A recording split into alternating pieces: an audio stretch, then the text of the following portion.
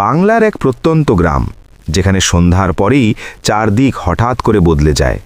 দিনের বেলায় যে নদী শান্তভাবে বয়ে চলে, রাতে সেই নদীর পাড় থেকেই ভেসে আসে অদ্ভুত। এই গ্রামের নাম চাঁদপুরি। গ্রামটা দেখতে যতটা সুন্দর, এর ভেতরে লুকিয়ে থাকা রহস্য ততটাই ভয়ঙ্কর।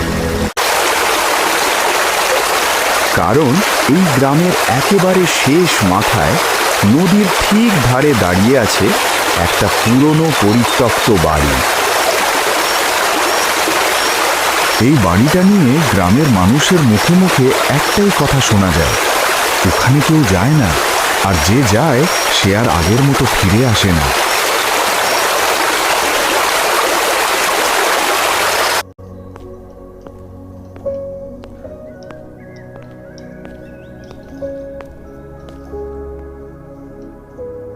আমি এই গ্রামে 50 বছর ধরে আছি বাবা। এই বাড়িটা আমি ছোটবেলা থেকেই দেখে আসছি। একসময় ওখানে মানুষ থাকতো, হাসি কান্না আলো জীবন সবই ছিল। কিন্তু এক রাতে নদীর ধারে একটা ভয়ঙ্কর ঘটনা ঘটে। তারপর থেকেই ওই বাড়িতে রাত নামলেই আলো জ্বলে, কিন্তু ভেতরে মানুষ থাকে না।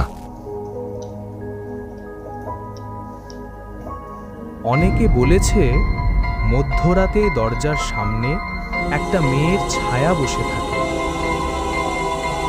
আমরা চোখে দেখিনি, কিন্তু যারা দেখেছে তারা আর কোনো দিন স্বাভাবিক থাকতে পারেনি।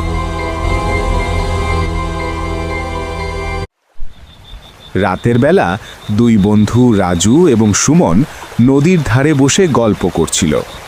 সুমন, তুই এইসব কি বিশ্বাস করিস? এইসব গুজব ছাড়া আর কিছুই না।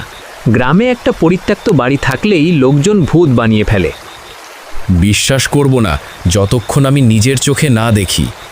আসল সমস্যা তো কথা বলছে সবাই রাজু। একটা গল্প হলে না হয় মানতাম, এখানে তো সবাই ভয় পায়। ভয়টাই তাহলে আসল সমস্যা। চল আজ রাতে নিজের চোখে দেখে আসি। ঠিক আছে, কিন্তু যদি সত্যিই কিছু হয়? সেই রাতেই শুরু হয় তাদের জীবনের সবচেয়ে ভয়ঙ্কর অভিজ্ঞতা।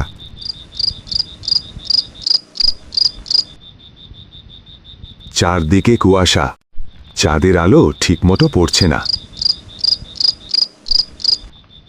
নদীর পানি অদ্ভুতভাবে থমথমে, যেন নদী নিজেও কিছু লুকিয়ে রেখেছে।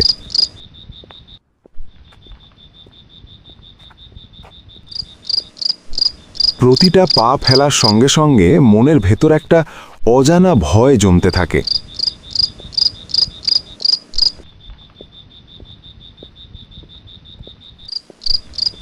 আর ঠিক তখনই তারা পৌঁছে যায় সেই বাড়ি।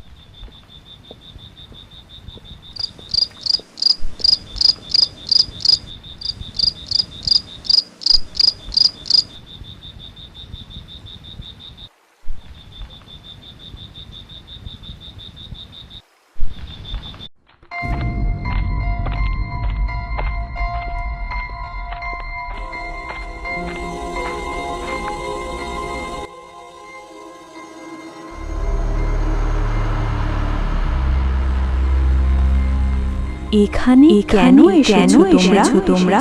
এই বাড়িটার দিকে কেউ ভয়ে আসে না। এখান থেকে ফিরে যাও। এই বাড়ি তোমাদের জন্য।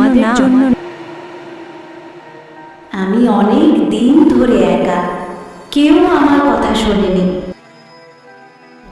অনেক বছর আগে এই নদীর ধারে আমার জীবন শেষ হয়েছিল। আমি চিৎকার করেছিলাম, কিন্তু কেউ আসেনি। আমার শরীর নদীতে ভাসিয়ে দিয়েছিল তারা, আর আমার আত্মা আটকে গেছে এই বাড়ির ভেতর। প্রতিটা রাত আমি অপেক্ষা করি, কেউ এসে যদি আমার কথা শোনে। রাজু, চলো এখান থেকে পালাই, আমি আর থাকতে পারছি না। সুমন, দরজাটা বন্ধ হয়ে গেছে, ও আমাদের যেতে দিচ্ছে না। কেউ যাবে না যেমন আমাকেও যেতে দেয়নি আমিও কাউকে যেতে দেব না।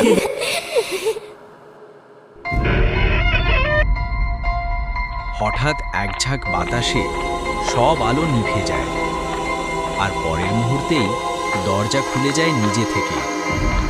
রাহুল আর সুমন দৌড়ে নদীর ধারে এসে থামে।